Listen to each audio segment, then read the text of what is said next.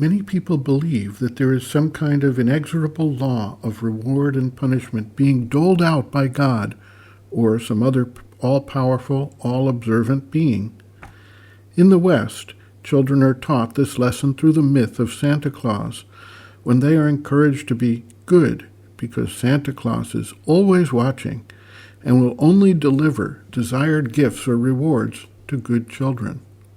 They grow up believing that some divine being is watching over every action of every individual all the time, and thus they are encouraged to follow the rules of the society and the moral code in order to be rewarded, or else suffer the consequences of being subject to various types of suffering. The normal operation of cause and effect explains much of what we experience in our lives.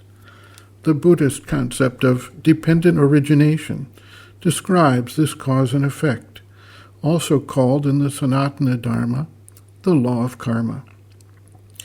Everything that happens today was caused by some past concatenation of causes that came together to create the current situation. Choices we made in the past are part of that causal function, and we thus experience the joy or sorrow based on how our ego personality reacts to what has come to us. Some of the events that create current actions are personal. Some are related to our own past lives of development, the individual stream of consciousness that progressively manifests over time and across births. And some is related to the situation of the physical, vital, mental world into which we are born and live, the civilization, the goals and aspirations, the training and habits of humanity, and of our social lives.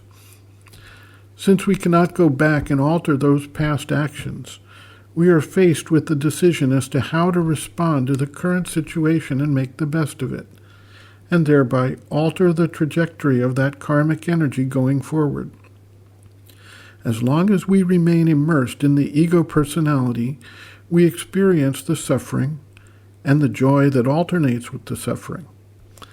As we awaken to the independence of our conscious awareness from the external ego personality that we have assumed in this lifetime, as we identify ourselves with the self, the Atman, or the psychic being which is the divine spark that resides within, we recognize that we can overcome the psychological weight of the suffering through non-attachment and observation.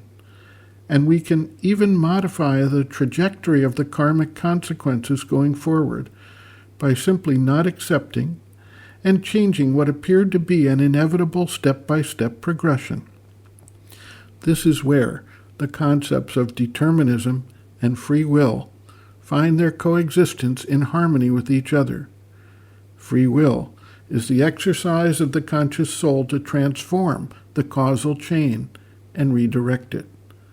Until we have separated from the attachment to the external being, we are subject to the determination of past events and the habitual patterns we have developed in dealing with events and circumstances. Sri Aurobindo notes, quote, "Suffering is not inflicted as a punishment for sin or for hostility. That is a wrong idea. Suffering comes, like pleasure and good fortune, as an inevitable part of life in the ignorance. The dualities of pleasure and pain, joy and grief, good fortune and ill fortune, are the inevitable results of the ignorance which separates us from our true consciousness and from the divine. Only by coming back to it can we get rid of suffering. Karma from the past lives exists. Much of what happens is due to it, but not all, for we can mend our karma by our own consciousness and efforts. But the suffering is simply a natural consequence of past errors, not a punishment, just as a burn is the natural consequence of playing with fire.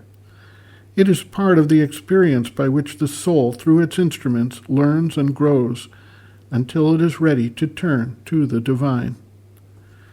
The attitude you express in your letter is quite the right one. Whatever sufferings come on the path are not too high a price for the victory that has to be won, and if they are taken in the right spirit, they become even a means towards the victory. End quote. Reference, Sri Aurobindo and the Mother, Looking from Within, Chapter 4, Ordeals and Difficulties, pages 109 to 110.